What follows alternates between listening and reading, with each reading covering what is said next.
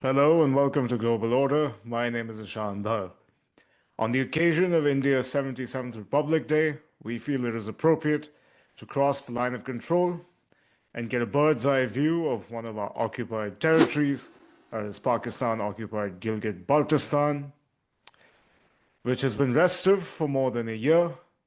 With assembly elections looming around the corner, we take a look at Pakistani repression, where things stand with CPEC, and what we can expect from this region in the near future. Joining us today to look into these issues and answer some very pertinent questions is, in fact, a repeat guest. Senge Sering is a well-known activist originally from Gilgit-Baltistan, now based in the US. Do stay tuned. This is going to be a fascinating episode that you don't want to miss.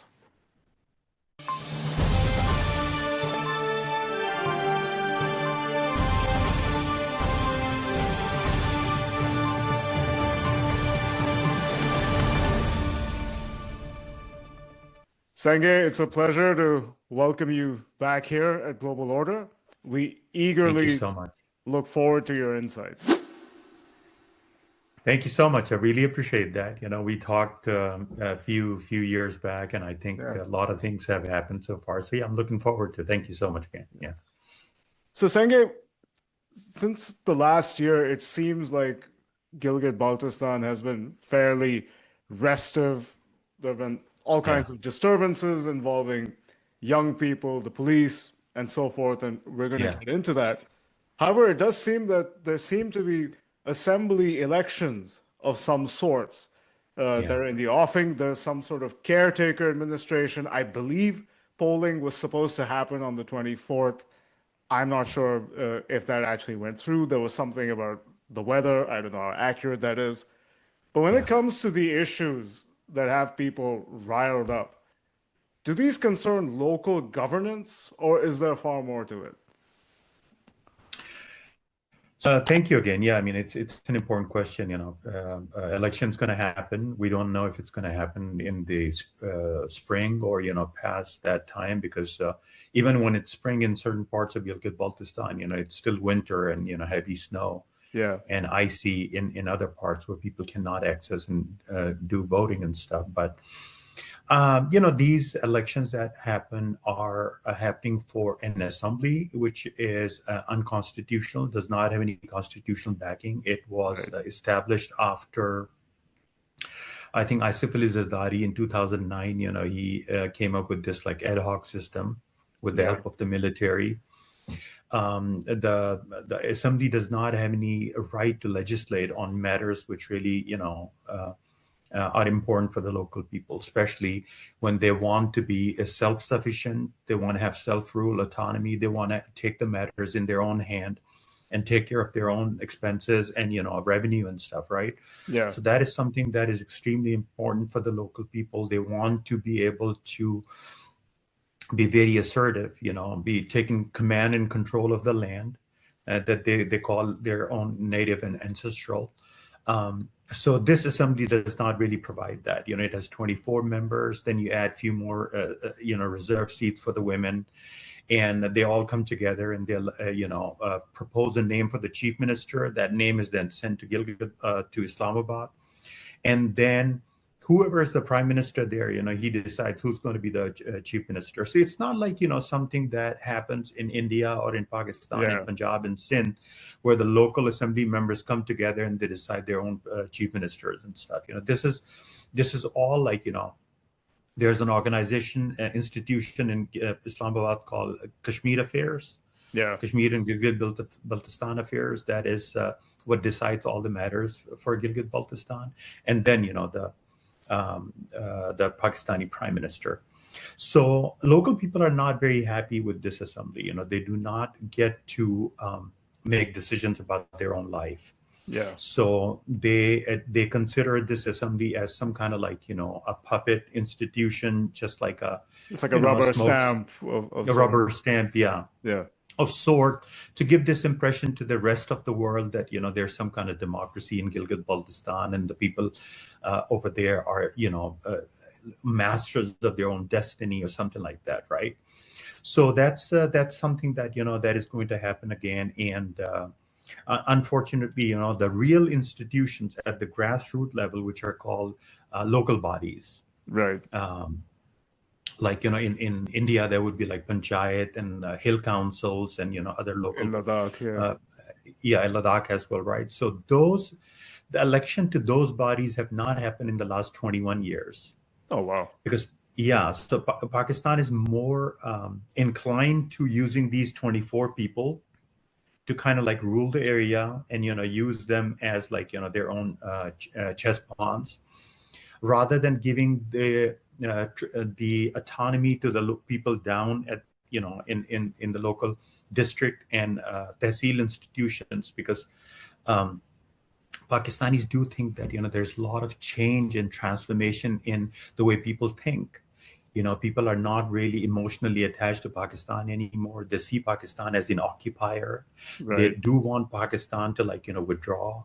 They do not want Pakistan and China to continue to control their land, minerals, natural resources. So that really intimidates Pakistani authorities. That if we let all these local bodies and local grassroots institutions function, then there would be a massive uprising against us. It will be because once you have those institutions, then you have to provide budget to them. Provide money to the local people down there. That empowers them. That. So what Pakistan wants through this rubber stamp assembly is to keep people of Gilgit-Baltistan dependent on Islamabad, through Right. handouts, through these grants that they give to the assembly, so they could continue to make decisions from far and, like a remote control, and this is something that is going to happen. So I do believe that, local people will participate, but this time they're hoping that, some of these more progressive and nationalist people would come in the front and they would, win election and stuff. So let's see how it, pans out. Yeah. And Yeah. it seems like this caretaker administration that's been around seems to be particularly unpopular. And I think even this month, there's been some rumbling when it comes to young people. When it comes, what do Yeah. some of the personalities, I guess, behind it? Many of them, as you said, they've been around for a while. Are they seen as collaborators that aren't going Yeah. to address any issues? Could you tell us something more about, I guess, who would the faces be that are associated with, I guess, with So that? they're like some of the people that we have known for like our entire life. They have been getting reelected again and again. And what happens in Gilgit-Baltistan is that whatever the political party that is ruling in Islamabad gets to win the election in Gilgit-Baltistan. That's been happening forever. It's a So proxy of that's the as party. a proxy of, Right, as right. an extension of the Pakistani government, because that's how they get to get funds and stuff. There was a time when I think there was a different government in Islamabad, and then in Gilgit-Baltistan there was a different political party that ended up taking the reins, and then for the next 4 or 5 years, they did not have a really good relationship, and no money came in. So I think in order for them to ensure grants and stuff, so these people they switch loyalties, Right. the same phases, the same people, the same faces, of the people from Baltistan, from Gilgit, from the Amr. So that's exactly what's happening now. All these different people who have become prominent, who have been collaborating with the Pakistani ISI to ensure that whatever Pakistan and China want to do in Gilgit-Baltistan continues to happen without much, resistance from the local people. These are the people that they get to win. If there's anyone who's making a lot of noise, for instance, like people who are loyal to Imran Khan, for instance, so what happens is that you mentioned about the caretakers. They bring in the caretakers. That's kind of breaking the motion and resetting the whole environment there. So for the next Oh, I 3 to see. 6 months, what they do is ISI comes in, weighs in the situation and see, who are the people who will be willing to collaborate with them, and those are the people that that they get to come in the front and win elections. So I think this buffer that they create through the caretakers is beneficial for the ISI, because then they get to come and ensure that only those people, have a chance to win election who are willing to collaborate with them. And have events across the line of control, are the local people cognizant of them at all? I mean, do they see assembly elections, for example, that happened in the Union Territory of Jammu and Kashmir, where, I mean, you even had Yeah. the party that won the majority of the seats there is often Yeah. at odds with the central government in India, for instance, yet it won, which of course is proof of democracy in action. So Yeah. do these developments have any impact on the psyche, or is it still out of sight, out of mind? So first of all, we know comparison. If you do comparison between Ladakh and Gilgit-Baltistan, Ladakh is a very small area. It's like, about 300,000 people compared to Gilgit-Baltistan, probably, 2 million or something, right? Yeah, yeah. Including all the Pakistani settlers and stuff. But even then, what the local people know, right, which they did not for a very long time, is that Ladakh is considered as the constitutional part of India. Yeah. They have a constitutional framework that extends to every single corner and part of the country, not like in Gilgit-Baltistan or POJK, Mirpur, Muzaffarabad, which are ruled through ad hoc systems. So the fact that, Ladakh has a proper, representation in India through Lok Sabha, Rajya Sabha, as well as the local institutions. The Hill Development Council. The Hill Development Councils, and now they will have probably another 5 districts that they will, be configured. So they will have more autonomy as well. So I think this is something that local people have now realized, that, they have been living in Pakistan for the last 78, 79 years without any constitutional rights, without the citizenship rights. Yeah. This is something that really, bothers them. They feel like, and that's why now in this election, one of the major issues that have come forward is not that, they want to be part of Pakistan, but they're asking Pakistan to stop exploiting local resources and land, because they're saying, we're not part of you. We do not belong, in your country. We do not belong with you. We do not have any representation. You have somebody who gets elected from Punjab, right, or Sindh, or one of your provinces, by the people who live there, who have no linkages with the people of Gilgit-Baltistan, no common language, no common culture, no common religion, nothing. And then eventually he gets picked up by the Pakistani prime minister. And then he shows up like a viceroy and he says, I'm your new minister, So this is something that really is raising this awareness among the local people, that doesn't matter how small Ladakh is, yet Ladakh is fully recognized and appreciated and accepted as the part of the country. And that is the system that we want, So that's why if you listen to all these people who can really say things very openly, but if you read through the fine prints, they are telling out there, for instance, if they're in a mosque and there's a mullah in a mosque and he's giving a sermon, and he says, हमें वही system चाहिए जो Indian Kashmir के पास है.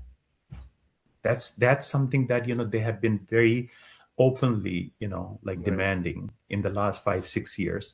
Whatever the Indian Kashmiris have, that's the system we want. So that is indirectly they're saying, we're not happy with you. Indian Kashmir is a better system. We want that.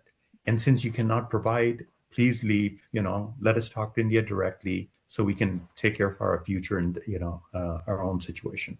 Yeah. So it seems like being held in constitutional limbo for extraction seems to be stirring this problem. Yes, that's the major awareness. That's a major awareness that this constitutional limbo is not going to go away.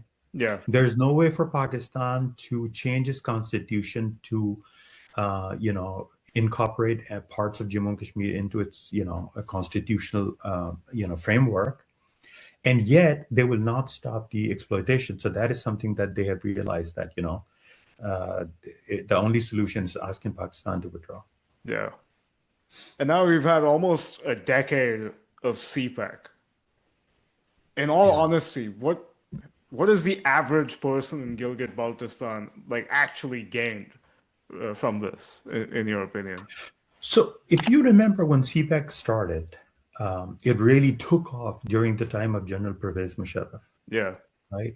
Although before Musharraf, Nawaz Sharif as a prime minister, he was talking to China, and there was some sort of like framework that is slowly evolving, But it really took off during the time of General Pervez Musharraf.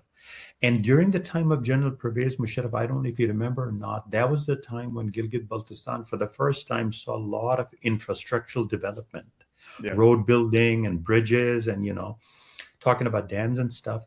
So at that time, people, because they saw General Pervez Musharraf like using money to build these roads and stuff, they thought that the CPEC is going to change their lives. It is going to bring It's like a panacea to all their problems, sort of. exactly, Yeah.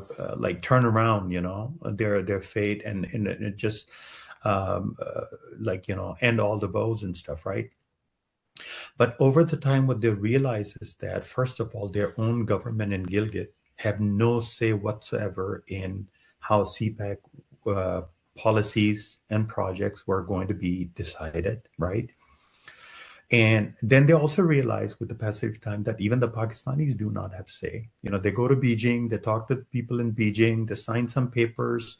Beijing tells them you're not supposed to disclose any of the terms of agreement, as far as CPEC is concerned, which is, by the way, they're doing with Sri Lanka, with African countries all over the world, right? Yeah, whoever joins the BRI, yeah, I guess. Exactly. It's the same kind of framework that, it's like hush hush. Nobody knows about, the terms and conditions, terms of loans and stuff. So with the passage of time, they realized that, even Pakistanis do not have any say, and it's Beijing that it only using Gilgit-Baltistan to access Gwadar port, Karachi port, or Mara port. These are their intentions. And as far as local, the transformations are concerned, they were not happening with the passage of time, right?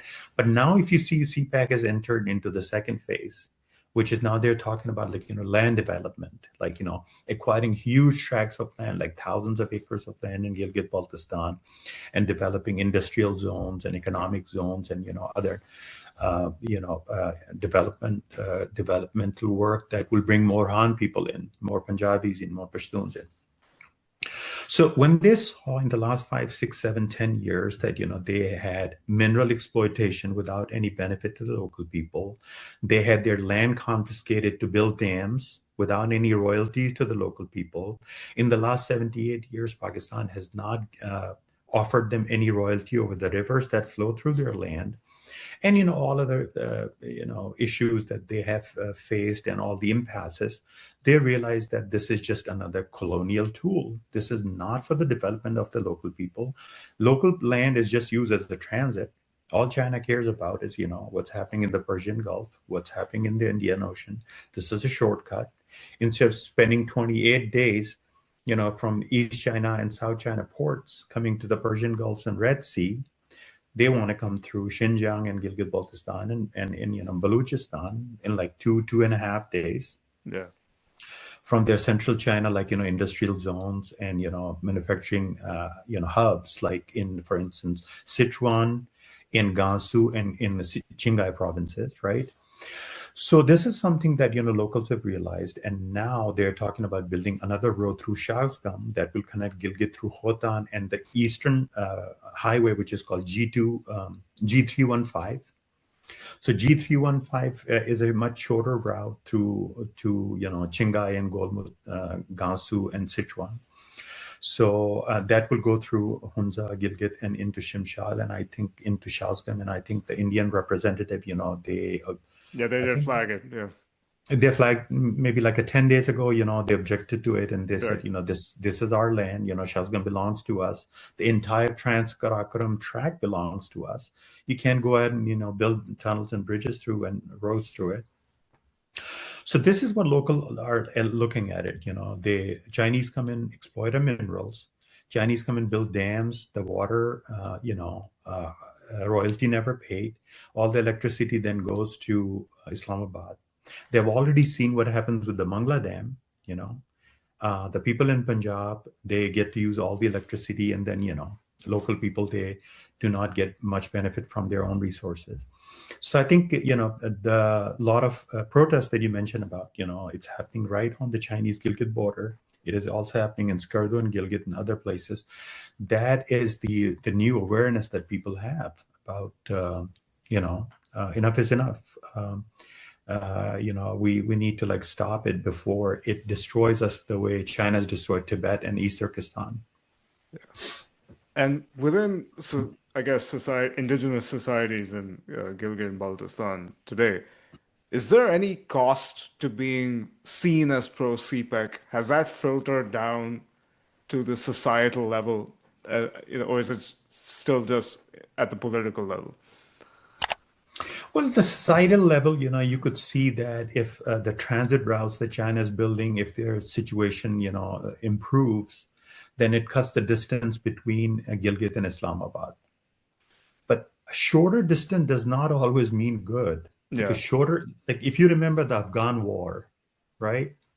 I always write that just because you can have a road and you go to Islamabad and Karachi does not mean that, that's the only aspect of the Karakoram highway that you need to highlight. You also have to highlight the fact that shorter distance means easier attack on your national identity and culture. Yeah, because you have swarms of immigrants, I suppose. Swarms of immigrants show up, lesser distance means they show up earlier than, anticipated. It also means the drugs that show to Gilgit-Baltistan show up in larger quantities and in lesser time, right? So the drugs that have been pushed from the Pashtun areas and other parts of Pakistan, into Gilgit-Baltistan have much easier access. Then the gun culture, it also means that the guns that show up in Gilgit-Baltistan where the Shias and Sunnis kill each other, they show up in much larger quantity and in a much lesser time. So the culture erosion, cultural genocide, the gun culture, the drug culture, these we need to take into factor the fact that, yes, China has been able to improve the roads, cut the transit time between, East Turkestan and Islamabad. And while it's happening, there's a lot of other aspects that is trickling down and, it is impacting local people. As I said, culture, our languages, our cultures are not taught in our schools. So that means the external, externalities and all these variables, they kind of work as, to change our and transform our society in a much more effective way, which is not always good for us. So China has not been able to invest in local education or health. China has not been able to invest in local environmental issues, for instance. China has not been able to invest in preserving the local culture. So as far as those aspects are concerned, it is not China's concern. China just wants to be here and pass through to go to Gwadar. And for that, they are building these huge roads and tunnels and bridges. And we have these you must have heard about, Gilgit-Baltistan is almost 7,000 glaciers, the largest size outside the North and South Pole in the world. So that means that, we got to be very careful by, assessing what are the impacts of China-Pakistan economic corridor. Now, you've pointed out that a lot of the unrest and protests, they do recognize that it's more about political rights and identity, and perhaps not economic issues alone. How has Islamabad been responding to this unrest over the last year? I mean, are they just treating it as a law and order problem, or is it deeper than that? Well, I think Islamabad has slowly realized that the reaction of the local people is a little different. I mean, the realization of deprivation and exploitation was always there. It is how people react to it now that has made Islamabad change its behavior, right? So if you look at POJK, for instance, they 15, 20 years ago, when the police show up from Punjab or the paramilitary and military would show up, people would probably, disperse and just hide and, tried buy time and stuff. But this time they would confront them head on, right? They would confront them, they would attack them. And you saw the videos where they would be able to nab and grab a bunch of those personnel, beat them, strip them naked, and throw them. Some of them were even thrown into the river. Their vehicles were like in a turtle, turned upside down and pushed into the river.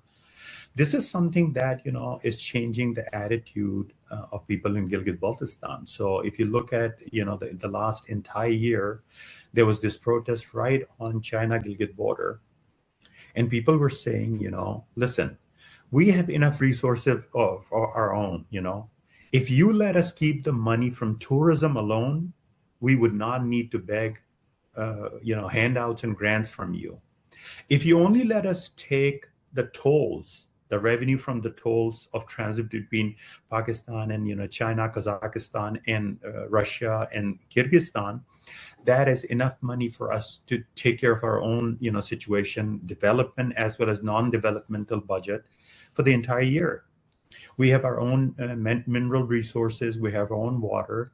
It's not that we do not have enough resources. The problem is the mismanagement and stealing, is the thievery that Pakistan is taking all the revenue, and now people are saying you cannot do that. We don't belong to you. We're not your citizens. So this is the new aspect. People are saying you just cannot take it from us anymore.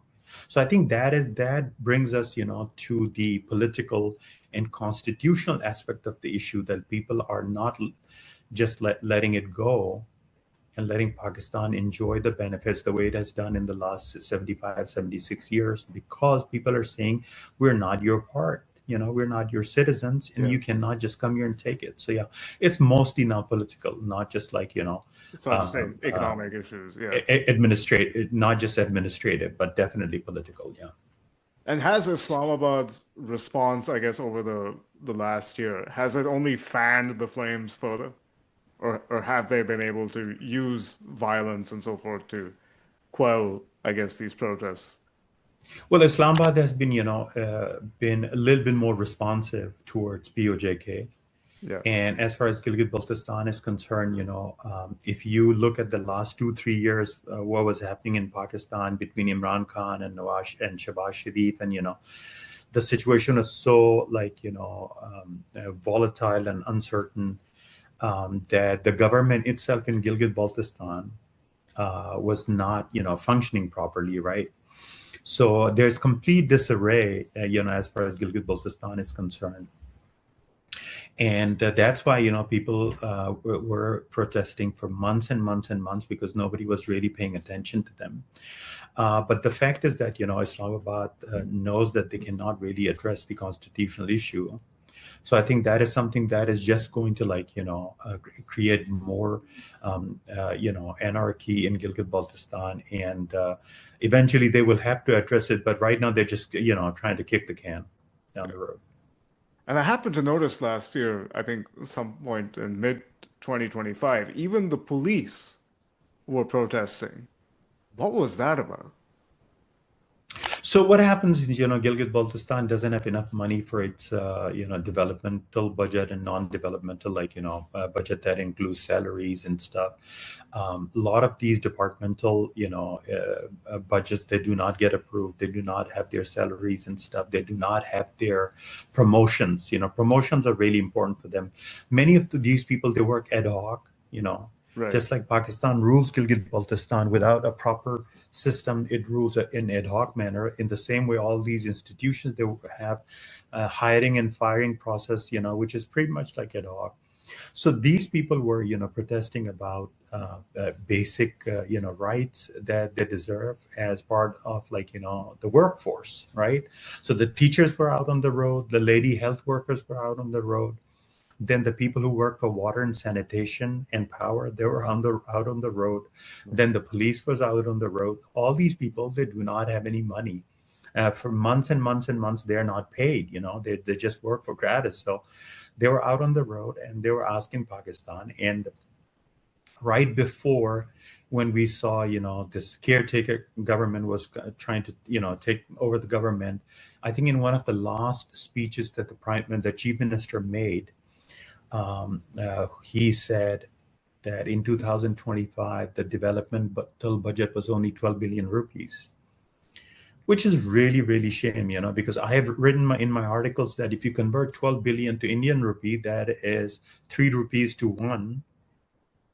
right? Yeah. Nowadays, I think it's three rupees to one. It comes out down to be 4 billion rupees.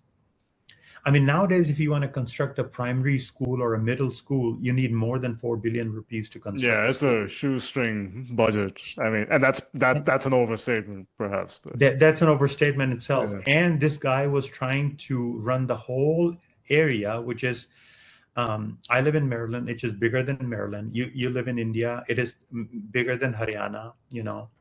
Yeah. It is pretty much the same size as Serbia as a country. It's a huge 78,000 square kilometers with 2 million people. He was trying to run that, you know, entire region with that much, you know, lag. So the thing is that, you know, as I said, they're just every time when people make noise, you know, they go out on the street, they try to, like, you know, shove some money in their pocket and just try to kick the can. You know, they do not have permanent solutions for us because they're occupiers. You know, the land belongs to India. India have a constitutional solution to it.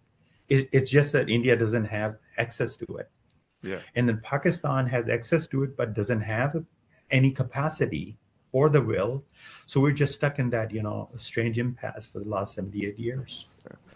Has there been any expression of concern or insecurity on China's part at the tilt, I guess, the unrest has been taking in Gilgit-Baltistan, where it's finally starting to Yeah. foment into a question of identity and political rights against the Pakistani state? Well, you know, China's always tried to talk to the Pakistanis and try to convince them, like, look, you know, we also have disputes with other countries. But even when we have disputes, you know, we try to solve matters, you know, in a more long-term manner. You have to give some kind of semblance of, like, you know, constitutional umbrella provision to Gilgit-Baltistan so that when we come and exploit the area, you know, we can address some of those political issues. So then United States or Europe or, you know, India would not be able to make much noise because, you know, it would be seen as something legal that we are doing there, right? That is China's main concern. And Pakistan is like, look, you know, I just cannot just do anything with the Kashmir issue. You know, it is just not going to, you know, it's just going to be like, you know, I think not. It'll go out of control. Even if I try to provide them constitutional rights by amending my own constitution, you know, Pakistan's own constitution. So it's just like opening the can, you know. It is going to not sit well as far as, you know, the larger Jammu Kashmir issue is concerned. You know, people in Muzaffarabad, people in Srinagar, people in Ladakh, they'll probably have, you know, more excuses and reasons to talk about it. And, you know, Pakistan will probably feel like its relationship with the Kashmiris is, like, you know, weakening. Now, if you look at what Asim Munir is doing in the last 6-7 months, you can see that he's trying to bring that Kashmir issue back into the Yeah, he's been forefront. Like, yeah, trying to revive it somewhere. revive it. Yeah, talking about two-nation theory, talking about, like, you know, all these Lashkar-e-Taiba and all these, like, you know, different outfits going back into POJK, starting recruitment and stuff. So this is not going to be the right time to, like, you know, change its constitution and do anything on Gilgit-Baltistan. And that is what really bothers China, because, you know, if you look at the larger framework in the broader regional context, right, Iran is changing. Right now, China has direct rail line to Iranian ports. You know, they've been using it for the last 2 years. Let's say if tomorrow Iran has a pro-West regime which decides to end all strategic and diplomatic and economic relations with China and Russia, which is expected. You know, if the regime changes and it becomes pro-West, then definitely they will It's not likely have to, yeah. likely to roll back everything they have done with China, because China is big in Iran. You know, there's probably more than $600 billion that China has already invested there. So I think all that at stake right now. But in addition to that, what's going to happen is that once that access to the port, Bandar Abbas, through Turkmenistan, Kazakhstan, and Xinjiang collapses, then Gilgit and Pakistan is going to be the only, you know, land access to the Persian Gulf and Indian Ocean. So China is really concerned that, you know, China is saying Pakistan need to find some permanent solution, because in the next 2 or 3 years, I'm going to be more dependent on Gilgit. Yeah. And as India's economy, India's, you know, political weight, strategic weight is growing, China seems like, that India's interest in Gilgit is also growing. So China thinks that, maybe it is something that need to be taken care of, And what strategic notes do you think India should take from the turbulence in Gilgit-Baltistan? Well, I believe that if India want to be a great country, not just a wealthy country, but just a great country, it have to bypass this strategic wall that Pakistan has created between India and rest of the Middle East and Central Asia and Afghanistan. Yeah. They need to break that in order for it to move in that direction in a more effective way. So that is the strategic impasse that we see, that Gilgit-Baltistan is definitely extremely important and vital for India to have a direct land link. I'm writing this article where I'm mentioning about a valley in Xinjiang called Daftar. Daftar used to belong to Mir of Hunza, who is, chief within the broader Jammu Kashmir framework, right? Correct. Yeah. And The local rule of the Hunza Valley, I think, which I local think rule of is in Hunza. Baltistan, if I'm not mistaken. Well, Hunza is a neighboring district to Shigar, where I come from, and Shigar is in Baltistan, right? Oh, I see. So Daftar used to belong to Mir of Hunza, and when the Chinese Communist Party took over Xinjiang, took over East Turkestan, they took over those valleys, and then Pakistan signed the 1963 agreement and handed over all that land to them. So if we claim Daftar as belonging to Mir of Hunza and Hunza being part of the Jammu and Kashmir state, India or Gilgit-Baltistan will have direct access to Tajikistan. We do not even have to go through Afghanistan to go to Tajikistan, So these are important strategic, aspects that we need to factor in when we talk about the future of, how India need to deal with this issue with Gilgit-Baltistan. I do believe that India need to enhance its relationship with people in Gilgit-Baltistan, right? I do believe that there are different constitutional bodies and frameworks in India that people of Gilgit-Baltistan should have access to. That is something that's really important. If people of Gilgit-Baltistan are citizens of India, then they should be represented in some manner, like nominations or something like that, So these people can go out and talk to, at the United Nations or the European Union. If you look at what, the European Union relationship is going to change after this, free trade agreement that they're signing, a lot of things are happening for India in future, and I think people of Gilgit-Baltistan should have a more effective voice, and that cannot come if we do not have access to the Indian constitutional institutions. So that is something that India need to look at as a matter of strategic benefit. And I think Gilgit-Baltistan is extremely important. If India and China are trying to improve their relation, then India need to convey that to China. That is really important. That because it seems like India and China, while they are talking about, there are a lot of rhetoric going on, we should get along, we should coexist, but at the same time, China has not stopped its exploitation in the parts of Jammu Kashmir, which is either in Chinese occupation or in Pakistani occupation. So I think that is something that strategically, India need to review and look at, how to deal with that. Yeah. On that note, Senge, that was most insightful. Thank you very much for your time. Thank you so much. I really appreciate it. I'm very happy we reconnected. Yeah, likewise, and we look forward to seeing more of you in the print and electronic media. Definitely.